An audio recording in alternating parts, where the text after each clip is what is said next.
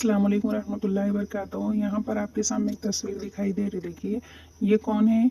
ये दत्तात्रेय रामचंद्र काप्रेकर है, जो कि हिंदुस्तान से ताल्लुक़ रखते और जो इनकी जो पैदाइश है देखिए 1905 ईस्वी में हुई और इनकी वफ़ात 1986 ईस्वी में हुई। ठीक है, ये क्या है, एक मौलिम थे जिन्होंने आदत का खेल खेला। यहाँ पर देखिएगा इंग्लिश में भी है, देखिए he is a teacher who played with numbers, यानी यहाँ पे नंबर्स के ज़रिए वो अलग अलग खेल ईजाद किए। और यहाँ पे कैप्रेकर का मुस्तकिल, यानी यहाँ पे देखिएगा कैप्रेकर कांस्टेंट जो नंबर है वो कौन सा है, 6174 है, जो कि लास्ट डीएससी में आ चुका है तेलुगु मीडियम में। ठीक है, कैप्रेकर का मुस्तकिल नंबर कौन सा है बोल तो 6174, याद रख लीजिए।